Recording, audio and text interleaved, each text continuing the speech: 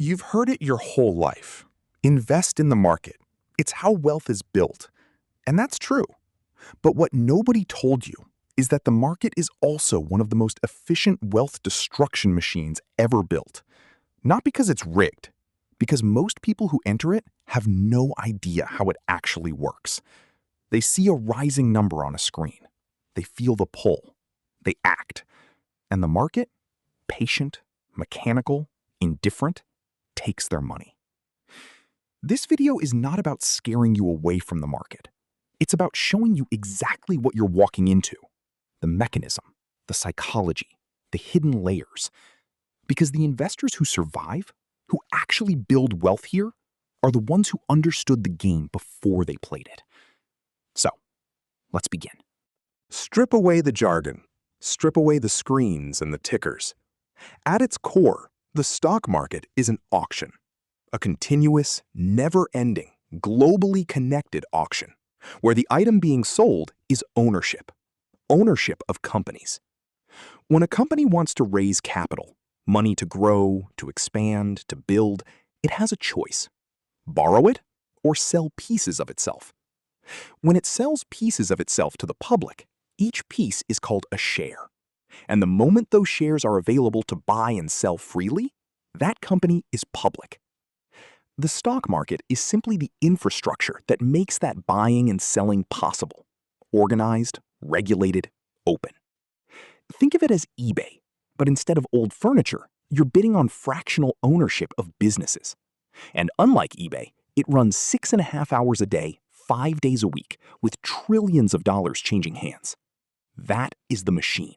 Vast, fast, and utterly indifferent to whether you understand it or not.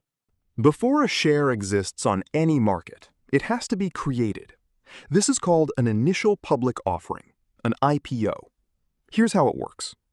A private company, say a fictional tech startup called Genco, has grown large enough to want public capital. They hire an investment bank. That bank acts as a middleman. It helps set the price, lines up the first wave of buyers, and files regulatory paperwork with government securities regulators. Then comes the roadshow. Company executives travel, pitching to hedge funds, pension funds, and institutional investors. Massive players who often get access to IPO shares before any ordinary person can buy a single one. A price is set, shares begin trading. And this is where the danger lives. Because the average person doesn't get IPO access at the original price. They buy in after the stock is already public, often after it's already run up. History is littered with investors who bought into exciting new companies on day one of public trading, at peak hype, and watched those positions collapse 60, 70, 80%. Not because they were unlucky, because they didn't understand the system they were entering. Every time someone buys or sells a stock, they don't just pick up the phone and talk to another investor. There's a machine running underneath all of it. It's called the order book.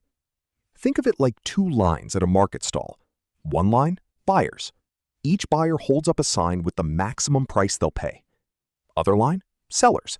Each seller holds up a sign with the minimum price they'll accept. The order book is just the digital version of those 2 lines. When a buyer's maximum price meets a seller's minimum price, a trade happens, instantly. The highest price a buyer will pay right now is called the bid. The lowest price a seller will accept right now is called the ask. The gap between them, the spread. And that spread, tiny as it looks, is meaningful. It's essentially a cost that every trader pays every time they enter or exit a position. On popular stocks, that spread might be a penny. On thinly traded stocks, ones with low liquidity, it can be dollars. That difference can quietly destroy returns for investors who don't know to look for it. Most people think stock prices move because of news.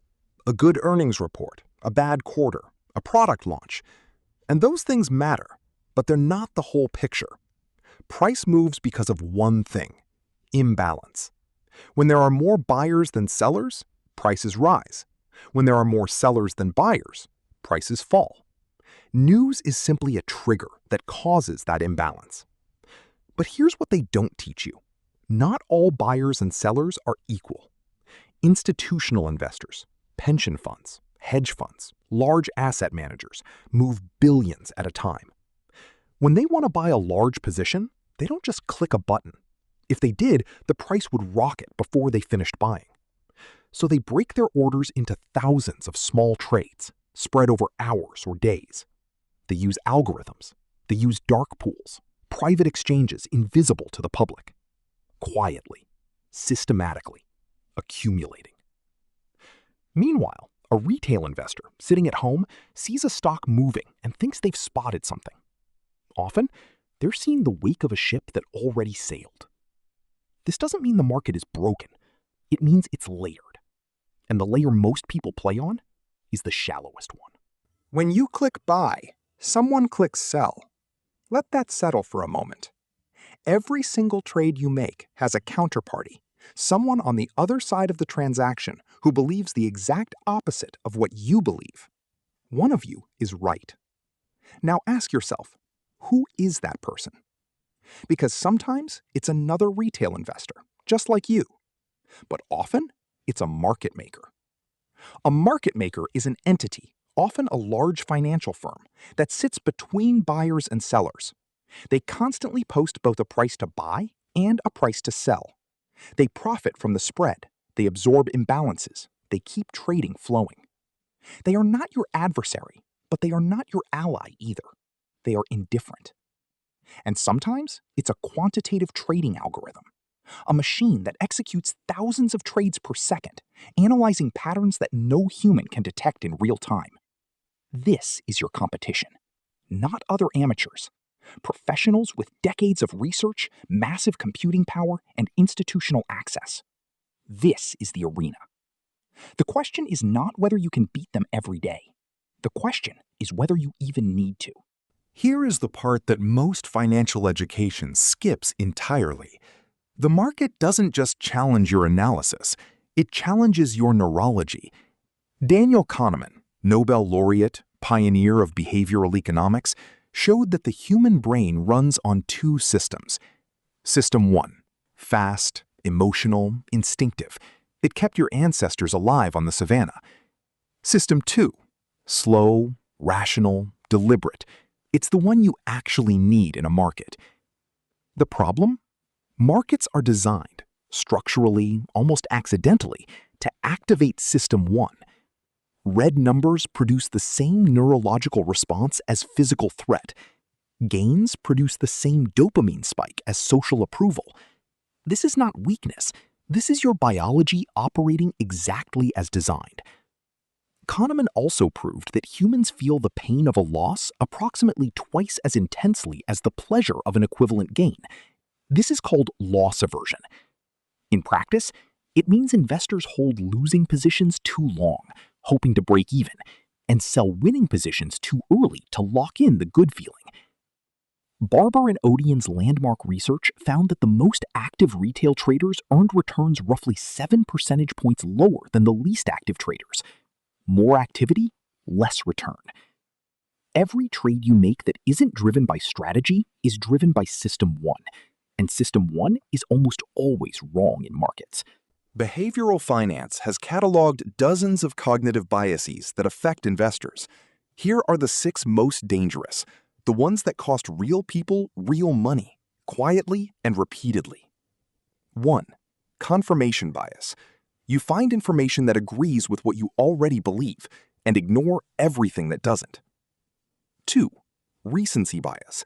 Whatever just happened, a crash, a boom, feels permanent. It isn't. 3. Herd mentality. When everyone is buying, you feel the pull to buy. When everyone is selling, you feel the pull to panic. The crowd is frequently wrong at the extremes. 4. Anchoring. You bought a stock at $80. It's now $40. You mentally anchor to $80 and won't sell until it gets back. The market doesn't know what you paid. 5. Overconfidence. Research shows that when analysts are 80% certain a stock will rise, they are right approximately 40% of the time. Overconfidence is the most expensive bias in markets. 6. The disposition effect. Sell winners, hold losers. It feels psychologically correct. It is mathematically backward. None of these biases announce themselves. They feel like reasoning. They feel like logic. They are your brain, ancient, social, loss-averse, trying to protect you using tools that don't apply here. When most people say the market is risky, they're thinking of one kind of risk. They're thinking of volatility, prices going up and down. That's real, but it's the visible risk. The risks that actually destroy wealth are the ones that are invisible until they're not. Systematic risk is the risk that the entire market declines, a recession, a financial crisis, a global disruption. You cannot diversify your way out of systematic risk. It affects everything. Unsystematic risk is company-specific or sector-specific risk. The risk that one company's leadership makes catastrophic decisions. The risk that one industry gets disrupted overnight. This kind of risk you can reduce through diversification. But here is the risk nobody talks about. Behavioral risk. The risk that you, educated, intelligent, prepared, make a fear-driven decision at exactly the wrong moment. Research consistently shows that the biggest gap between what markets return and what investors receive is not caused by markets. It's caused by investors leaving at the bottom and returning at the top. According to data tracked by research firm Dalbar over a 30-year period, the average equity investor has historically underperformed the broad market index, not because the market failed them, but because their behavior did. That is the risk to manage first. The market is not random noise. It moves in cycles. And while no cycle is identical, and no one can predict exactly when one phase will end and another begin, understanding the structure changes how you see everything. Expansion. The economy grows. Corporate earnings rise. Investor confidence builds. Stock prices generally climb. Peak. Growth begins to slow. Euphoria is at its highest. This is the most dangerous moment because everything feels most certain right before uncertainty arrives. Contraction. Earnings soften. Fear returns. Prices fall, often faster than they rose. Trough. The bottom.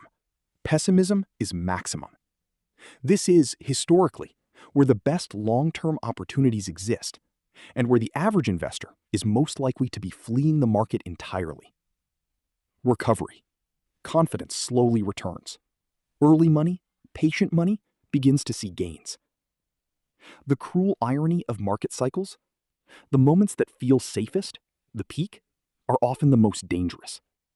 And the moments that feel most terrifying, the trough, are often where wealth is quietly built, for those with the knowledge and the nerve to stay.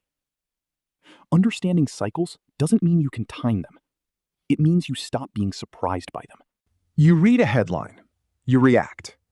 But here's the uncomfortable truth about information and markets. By the time you read it, it's usually already priced in. This is the foundation of what economists call the efficient market hypothesis. The theory holds that markets rapidly incorporate all publicly available information into prices. So if a company reports strong earnings and the stock drops, that's not irrational. It means the earnings were already expected, and the reality was slightly less than expected. The market was already there. Now, here's the danger. Social media has created a real-time information environment that looks like an edge, but often isn't.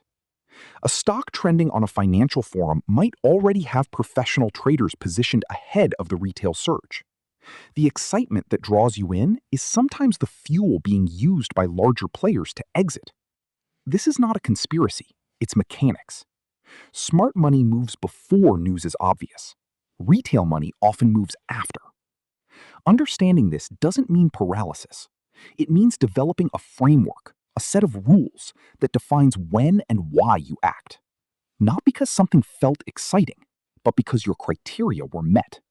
Here's a piece of mathematics that very few investors internalize before it's too late. Compounding is not just growth.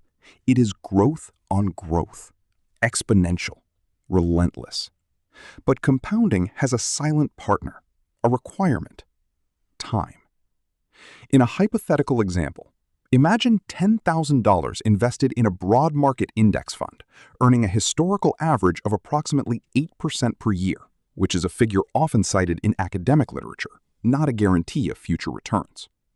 In 10 years, roughly $21,589. In 20 years, roughly $46,610. In 30 years, roughly $100,627. You invested $10,000. Time created the rest. Now here is the cost of leaving. Research has shown that missing just the 10 best trading days in a market decade can cut long-term returns nearly in half. And when do those 10 best days tend to occur? Clustered around the worst days, during the periods of maximum fear. The investor who panics and leaves during a crash, almost by definition, misses the recovery that follows. This is not an argument to never sell. It's an argument to understand the mathematical cost of emotional exits. So, you understand the auction, the order book, the psychology, the cycles, the information game. Now, how does a thoughtful investor actually enter this arena? Not with tips from a forum, not because a chart looked exciting, with a framework. Step 1. Define your time horizon. Are you investing for 5 years, 20, 30? This single decision determines everything else: your risk tolerance, your asset mix, your response to volatility. Step 2. Understand what you own. If you can't explain in 2 sentences why you hold something, you don't own an investment, you own a bet. Step 3. Define your exit before you enter. Know what would make you sell and why before emotion ever enters the equation. Step 4. Automate where possible. Remove the human brain from repetitive decisions. Systematic, rule-based investing consistently outperforms discretionary trading for the average investor. Step 5. Review, not react. Scheduled portfolio reviews, quarterly, not daily, for strategy over sensation. These are not revolutionary ideas. They are what separates the investors who build wealth over decades from those who donate their returns to the market, one bad decision at a time. All examples in this video are illustrative. Please consult a qualified financial professional before making any investment decisions. Most people who open a brokerage account have never thought about an order book. Most have never heard of loss aversion. Most couldn't tell you what a market maker does. Most enter the market because a number was going up. You are no longer most people. You now know that the market is an auction, not a casino, not a lottery. You know that price movement is driven by imbalance, and that imbalance is often caused by players operating on a different scale than you. You know the 6 biases that silently bleed portfolios. You know the cost of leaving and the value of staying. You know that the most dangerous moment in a market is the one that feels safest. This is not the end of your education. It is the beginning of an honest one. In the next episode, we go deeper.